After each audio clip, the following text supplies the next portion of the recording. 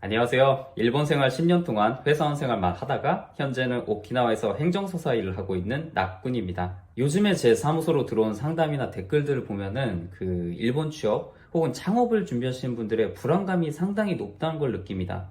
인터넷에서는 카더라 통신이 넘쳐나고 누구는 쉽게 비자를 받았다는데 나는 왜 안 되는지 이렇게 답답해 하시는 분들이 많은 것 같아요. 그래서 오늘은 제가 행정서사 일 시작하고 현장에서 가장 많이 받았던 비자 관련 단골 질문 5가지를 모아봤습니다.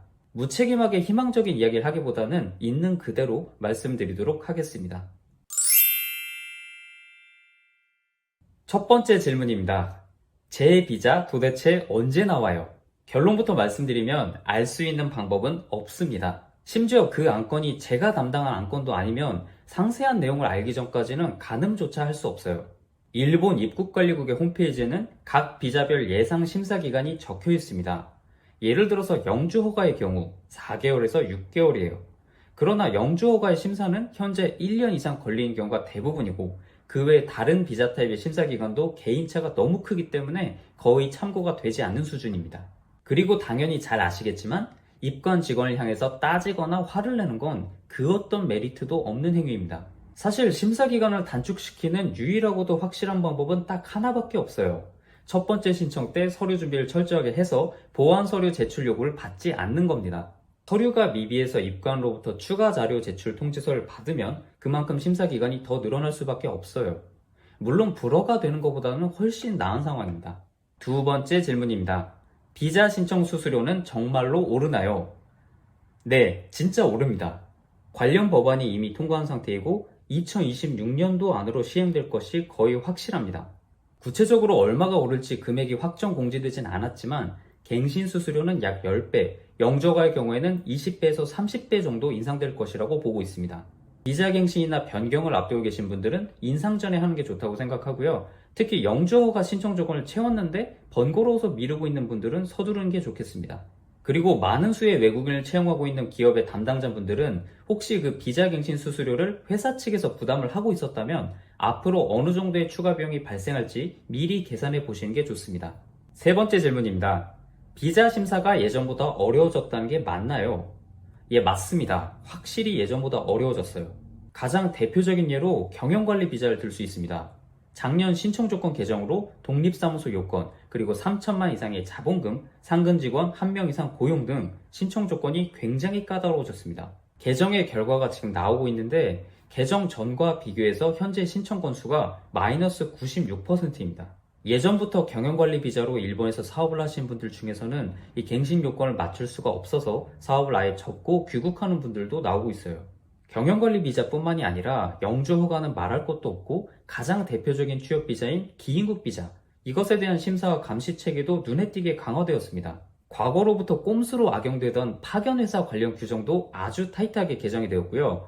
공통적으로 가장 엄격해진 부분이 바로 세금 납부 부분입니다. 고의적인 장기 체납이나 미납이 있다면 거의 무조건 불허가 되고, 미납이 없더라도 납부율을 맞추지 못한 지연 납부 이력이 있다면 심사에 매우 부정적으로 작용합니다.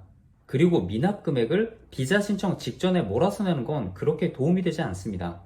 미납이 없는 게 가장 중요하지만 적절한 시기에 냈다는 성실함의 증명 또한 심사 대상이기 때문이에요. 네 번째 질문입니다. 대졸 학력이 없어도 비자를 받을 수 있나요? 많은 분들이 좌절하는 게 이 학력 문제인데 결론부터 말씀드리면 가능은 하지만 선택지가 줄어듭니다. 학력 없이 받을 수 있는 가장 현실적인 비자로는 특정 기능 비자를 꼽을 수 있습니다. 인력이 특히 부족한 산업 분야에 그 일손을 충원하기 위한 비자다 보니까 채용 수요도 꾸준합니다. 다만 많은 분들이 관심을 가지고 계시는 외식업 분야는 2026년 4월부터 신규 접수를 받고 있지 않습니다. 언제 접수를 다시 받을지 미정이고요. 4월 즈음에서 신청했던 안건들도 심사가 굉장히 늦어지고 있습니다. 물론 그 외에도 순수 경력과 전문성의 증명만으로 받을 수 있는 비자도 있습니다. 보통은 10년 이상의 실무 경력을 요구하는데 문제는 이 10년간의 경력을 서류로 완벽하게 증명하는 게 매우 어렵다는 겁니다. 전 직장의 폐업이나 서류의 누락 등 변수가 너무 많기 때문이에요. 마지막 5번째 질문입니다. JLPT 꼭 따야 되나요? 말만 잘하면 문제 없는 거 아닌가요? 일본어 실력과 JLPT 급수는 별로 상관이 없다고 시험의 실효성에 의문을 가지시는 분들이 꽤 많습니다. 저도 일부 동의합니다. 하지만 행정서사의 입장에서 말씀드리면 비자 신청에 있어서 JLPT 증명서는 있어서 나쁠 게 하나도 없는 무기입니다. 모든 타입의 비자 상담에서 저도 꼭 소지 여부를 여쭤봅니다. 당장 방금 전에 소개드렸던 특정 기능 비자를 신청하려면 최소 JLPT N4 이상이 필수입니다.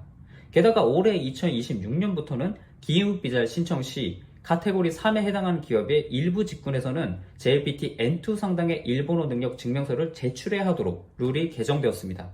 이렇게 제출 의무가 명확하게 있는 비자 타입이 아니더라도 예를 들어서 배우자 비자 신청할 때 JLPT 자격증 제출 의무는 없죠. 그런데 부부가 각자 어떤 언어로 의사소통을 하고 있는지 여기에 대해서는 적어야 하는 란이 있습니다. 이때 일본어 의사소통이 어렵지 않다는 걸 설명하기 위해서 구구절절하게 적는 것보다는 몇 년간의 학습의 결과 JLPT N1 취득, 그러므로 의사소통과 읽고 쓰는 것에 문제가 없음. 실제 일본어 실력은 둘째치고 이렇게 적는 쪽이 훨씬 증명하기가 쉽습니다. 그리고 비자 신청에서 가장 무서운 게 심사관의 재량이 매우 크다는 점입니다. 규정상 필수가 아니더라도 입관 심사관이 서류를 보다가 이 사람 이 직무 수행하려면 일본어 실력 증명이 필요하겠는데 싶어서 추가 제출을 요구할 수도 있어요. 그럴 때 저 말은 잘하는데 자격증은 없어요 라고 해봤자 소용이 없습니다. N2 자격증이 없으면 그냥 불어가요.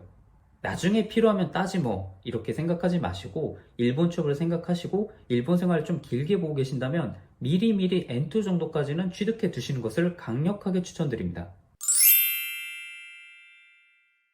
일본의 출입국 재료관리국은 우리의 절실한 마음이나 뛰어난 언변을 평가하는 곳이 아닙니다.